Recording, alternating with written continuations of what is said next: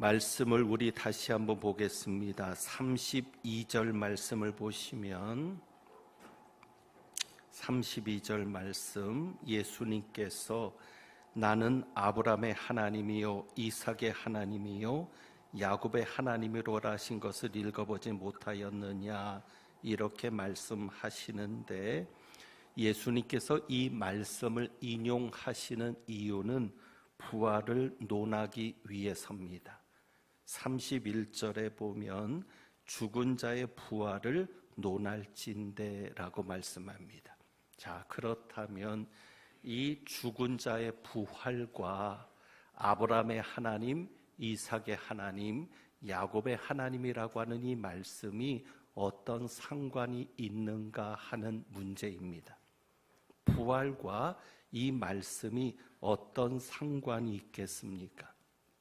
그리고 이 32절 뒷부분에 보면 하나님은 죽은 자의 하나님이 아니요 살아있는 자의 하나님이시니라 라고 말씀하시는데, 아브라함의 하나님, 이삭의 하나님, 야곱의 하나님이라는 이 말씀과 우리 하나님이 죽은 자의 하나님이 아니라 살아있는 자의 하나님이라고 말씀하시는 이것이 어떤 관련이 있는가 하는 문제입니다.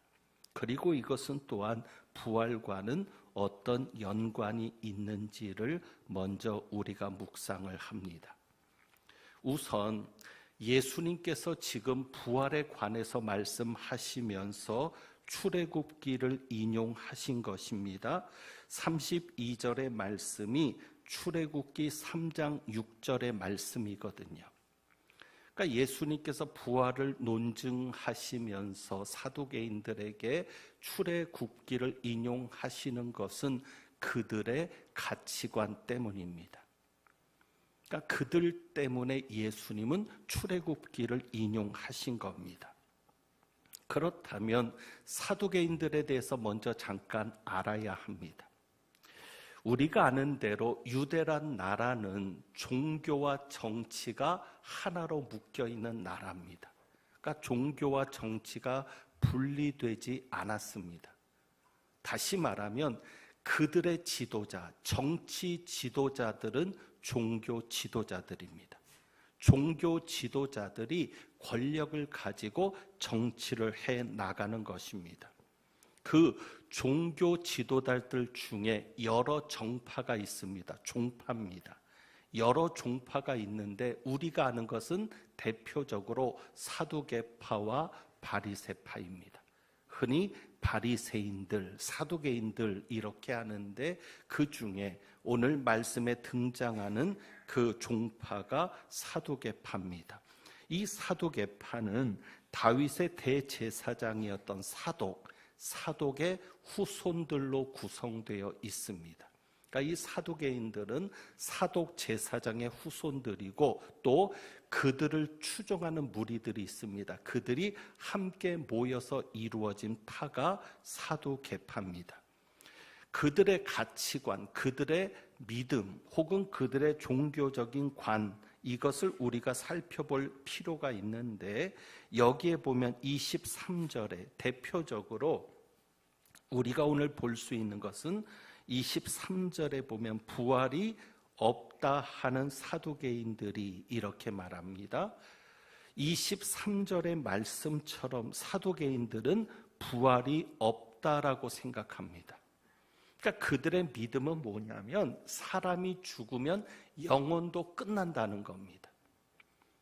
사람이 죽으면 영혼도 소멸되고 만다, 영혼도 그냥 없어진다, 함께 죽는다, 이렇게 믿는 것이 그들의 가치관입니다. 그러니까 그들은 천사의 존재도 인정하지 않습니다. 내세를 인정하지 않으니까, 사후 세계를 인정하지 않으니까 천사의 존재도 인정하지 않고 그저 죽으면 모든 것이 끝난다고 믿는 겁니다. 예수님이 천사를 언급한 이유도 거기에 있습니다. 그리고 대표적으로 그들은 하나님의 말씀 중에도 모세 오경만을 받아들입니다. 모세 오경 속에는 천국에 대한 말씀이 있어요, 없어요? 없어요. 어쨌거나 그들은 창세기, 출애굽기, 레위기, 민수기, 신명기 이렇게 모세가 쓴 5개의 책만을 하나님의 말씀으로 받아들입니다. 그러니까 이 부활에 대한 논쟁이 일어날 때 이 논쟁이 해결될 수가 없습니다. 왜? 바리새인들은 부활을 인정하거든요. 그들은 내세를 인정합니다. 천사도 인정합니다. 그래서 그들은 예언서 말씀도 하나님의 말씀으로 받아들이고 시편도 하나님의 말씀으로 받아들이는 겁니다. 그래서 부활을 이야기하고 내세를 이야기할 때 예언서라든지 시편을 가지고 이야기하는데 문제는 사두개인들은 그것을 인정해요? 인정하지 않습니다. 그들은 모세 오경만을 하나님의 말씀이라고 주장하니까 이 부활이라든지 내세 문제를 전혀 받아들이지 않는 겁니다. 어찌 보면 인간은 이렇게 편협한 관점들, 자신의 관점, 자신의 생각을 포기하지 않기 때문에 논리적으로 설득한다고 해도 믿음의 문제는 해결되지 않는 것 같습니다. 그러니까 믿음의 문제는 전혀 설득으로 되지 않습니다. 하나님께서 인간을 만드셨다. 천지 창조를 이야기하고 예수님의 십자가와 부활을 이야기할 때 그것을 사람들에게 믿어지게 하고 싶어서 여러분이 어떤 기가 막힌 논리를 가지고 그들에게 이야기한다 해도 그들은 믿음이 생기는 것은 아닙니다. 그러니까 믿음은 설득되어서 믿는 것이 아니라 믿어지기 때문에 믿는 겁니다. 믿어져야 믿는 겁니다. 저와 여러분들, 우리는 지금 이 자리에 믿는 자로 앉아있고 예배드리기 위해서 앉아있는데 이렇게 우리가 믿음을 가진 것은 누군가에 의해서 설득되었기 때문이 아닙니다. 믿어진 겁니다. 어느 순간에 믿어진 겁니다. 결국 누구의 역사입니까? 하나님의 역사입니다. 여러분 꼭 아셔야 합니다. 사두개인들이 절대 안 받아들입니다. 논리로도 안 됩니다. 왜? 믿음은 논리의 문제가 아니기 때문입니다. 여러분이 누군가에게 믿음을 준다고 할 때, 그에게 믿음이 생기기를 소망할 때 절대 설득으로 되는 것이 아님을 꼭 잊지 마십시오. 설득으로 되는 것이 아니라 하나님의 역사로만 됩니다. 사두개인들은 전혀 부활을 받아들이지 않았습니다. 그러니까 부활이 없다라고 하는 자신의 주장을 예수님을 시험하는 데 쓰는데 예수님에게 신명기의 말씀을 가지고 가서 시험을 합니다. 왜 그들이 신명기의 말씀을 가지고 시험을 해요? 그들은 무엇만을 인정하니까? 모세오경만을 인정하니까. 그래서 신명기 말씀을 가지고 아주 설득력 있게 예수님을 시험하는데 신명기 25장 5절의 말씀입니다. 내용이 좀 길지만 제가 읽어가면서 설명을 드리면 이런 내용입니다. 하나님께서 모세에게 율법을 주실 때 죽은 형제에 대해서 의무를 다해라라는 의미로 주신 율법이 이겁니다. 형제들이 함께 살고 있는데 그 중에 하나가 아들이 없이 죽었을 때입니다. 그럴 때 그 죽은 자의 아내는 다른 데로 시집가지 말라는 겁니다. 그의 남편의 형제가 그에게로 들어가서 그를 아내로 맞아서 자식을 갖게 해서 남편의 형제된 의무를 그에게 다 행하라는 겁니다. 그래서 동생이 형수를 맞아서 자식을 갖게 하고 그 낳은 자식은 누구의 자식으로 삼으라는 거예요? 형의 아들로 삼으라는 거예요. 자기의 피지만 자기의 씨지만 그것이 아니라 형의 아들로 삼아서 이렇게 말씀합니다. 그 죽은 형제의 이름을 잊게 하여 그 이름이 이스라엘 중에서 끊어지지 않게 할 것이니라. 우리가 흔히 형사취수제라고 하는 것을 역사에서 배웠습니다. 그러니까 형이 죽으면 형수를 취해서 그 가문의 대가 끊어지지 않도록, 그리고 그 가문에 대대로 물려오던 기업이 끊어지지 않도록 하라는 것이 하나님의 말씀이었습니다. 그러니까 사도계파 사람들은 이것을 가지고 지금 예수님을 시험하는 겁니다. 그래서 이렇게 시험을 하죠. 25절에서부터 27절까지 보면 아주 불가능한 일을 설정을 합니다. 정말 있을 수 없는 일을 설정을 하는데 25절에 보면 이런 얘기를 하죠. 칠형제가 있었다는 겁니다. 마지가 장가들었다가 죽어서 상속자가 없어서 모세의 율법에 따라서 그 아내를 동생에게 물려주었는데 여기까지는 괜찮죠. 그런데 몇 명이 7형제가 다 후손이 없어 죽어서 7명이 다 한 여자를 아내로 삼았다는 겁니다. 이런 상황이 있을 수는 없죠. 그러니까 이런 상황을 이야기하면서 그런즉 부활 때에 7 중에 누구의 아내가 되겠습니까? 라는 질문입니다. 어찌 보면 굉장히 타당해 보입니다. 7명의 아내가 되었는데 부활 때에 도대체 누구의 아내가 되어야 되는 겁니까? 어떻게 보면 굉장히 타당한 그런 내용 같은데 천국에 가서는 족보가 복잡해지지 않겠느냐, 족보가 꼬이지 않겠느냐라는 그런 주장인데 어찌 보면 우리가 보기에도 솔깃한 주장처럼 보입니다. 그런데 예수님은 한마디로 얘기합니다. 29절에 보면 한마디로 이렇게 이야기를 하죠. 오해하였도다.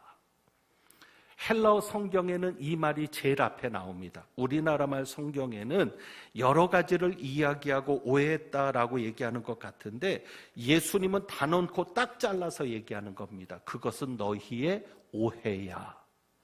너희가 오해한 이유는 뭐예요? 너희는 성경도 알지 못하고 하나님의 능력도 알지 못하기 때문이야. 그러면서 뭐를 얘기하죠? 30절이죠.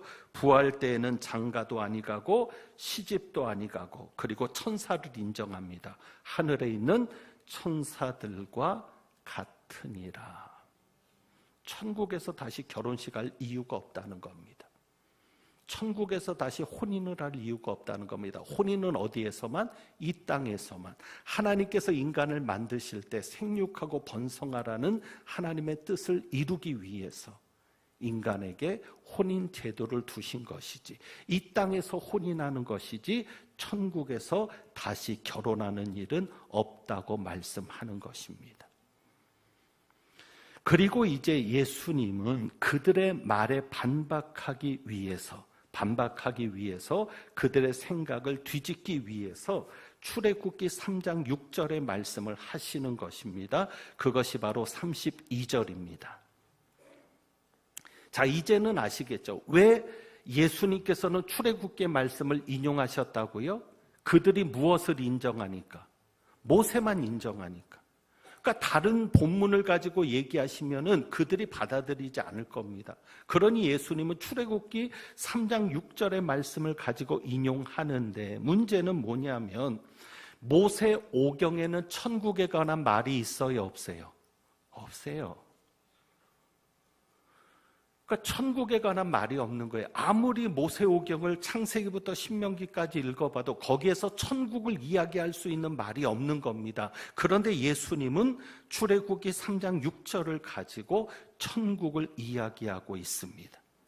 그러니까 그들이 모세오경만을 인정하니까 마가복음에서는 모세 책 중에서라고 특별히 더 구체적으로 얘기합니다. 그냥 모세 말이 아니라 모세 책 중에서. 그러니까 그들이 인정하는 모세 책 중에서 예수님께서 이 말씀을 하시는데, 자, 이제 이 말씀을 한번 잘 살펴봅니다. 어떻게 이 말씀이 천국에 관한 말씀인지를 우리가 살펴보면, 자, 뒤에서부터 봅니다. 32절에 보면 전제가 이것입니다.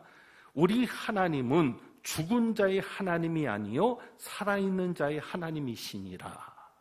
자, 이것은 바리새인들도 인정할 수 있고 사두개인들도 인정할 수 있습니다.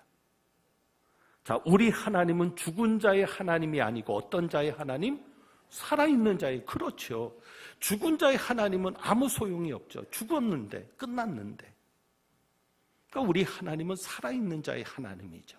자, 그런데 살아있는 자의 하나님이 모세에게 나타나셔서 말씀하는 겁니다. 32절에 모세에 나타나셔서 뭐라고 얘기해요? 나는 아브라함의 하나님이요. 자, 죽은 자의 하나님이 아니라 살아있는 자의 하나님이 모세에게 나타나서 나는 아브라함의 하나님이다 그랬으면 아브라함은 죽었다는 얘기입니까? 살아있다는 얘기입니까?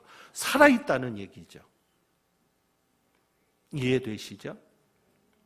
하나님께서 이삭의 하나님 그랬다면 이삭은 살아있다는 얘기입니다.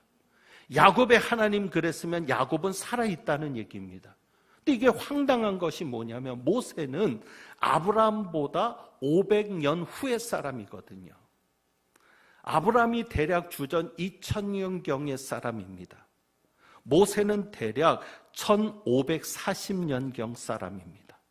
그러니 500년의 차이가 있습니다. 자, 하나님께서 지금 500년 후에 아브라함이 존재했던 500년 후에 모세에게 나타나서 얘기를 하시는데 나는 살아있는 아브라함의 하나님이다라고 얘기하면 자, 500년 후에 모세에게 얘기할 때 500년이 지났지만 아브라함은 죽었다 살아있다. 살아있다. 어디에? 천국에. 바로 그것을 말하는 거죠.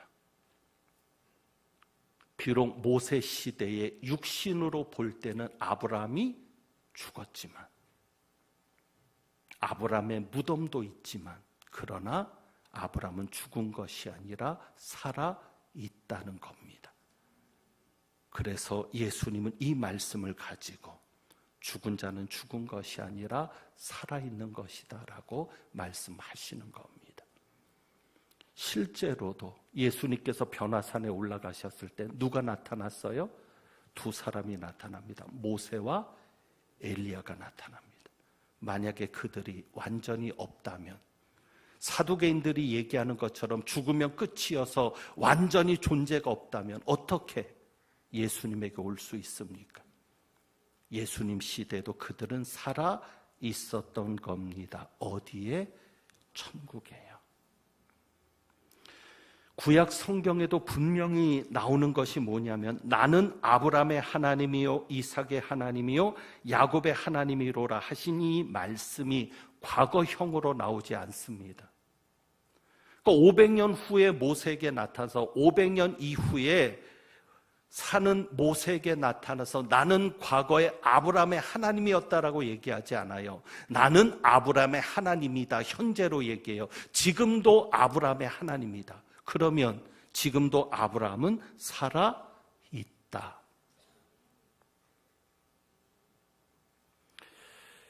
사두개인들이나 바리새인들이 이 부활을 가지고 많이 논쟁을 했습니다. 그래서 예수님이 부활이라는 표현을 쓰지만 사실은 넷에 관한 문제요, 천국에 관한 문제입니다.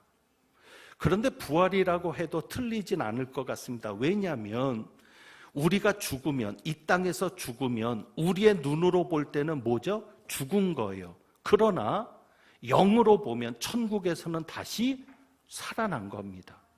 그렇기 때문에 부활이라고 이야기해도 상관없을 것 같습니다. 우리가 천국으로 옮겨간 거지만 우리의 영혼은 우리가 죽을 때 우리의 육신은 이 땅에 남고 우리의 영혼은 천국으로 옮겨갑니다. 천국에 들어갑니다. 예수님과 함께하고 하나님과 함께합니다. 그래서 우리는 천국으로 옮겨가는 거지만 겉으로 볼 때는 죽은 거니까 천국에서는 다시 살아나는 부활로 표현을 해도 틀리지는 않을 것 같습니다. 그러니까 하나님의 관점에서는 죽은 것이 아닙니다. 살아있는 겁니다. 그래서 누가복음 20장 38절에는 이렇게 덧붙여서 얘기합니다. 마태복음에는 그것이 없는데 살아있는 자의 하나님이시니라 하고 그 뒤에 이렇게 얘기합니다. 하나님에게는 모든 사람이 살았느니라. 하나님의 관점에서 보면 우리는 죽는 게 아니에요. 그냥 살아있는 거예요. 그냥 옮겨가는 것에 불과한 거예요. 육신을 벗고.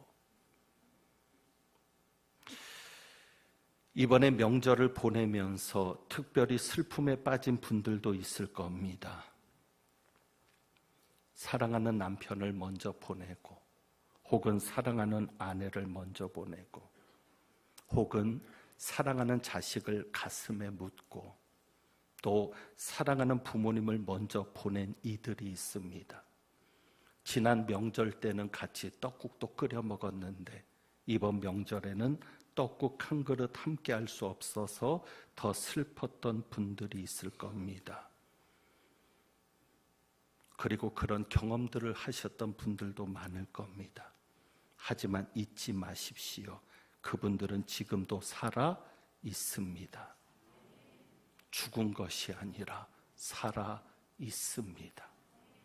우리 곁을 떠난 것뿐이고 우리와 이별한 것뿐이지 없어진 것이 아니라 살아 있습니다. 그래서 하나님은 지금도 말씀하실 겁니다. 나는 누구의 하나님이다. 나는 누구의 하나님이다. 살아있는 자의 하나님이신 그분이 우리와 이별한, 우리가 사랑했던 누군가를 향해서 나는 그의 하나님이 된다라고도 말씀하십니다.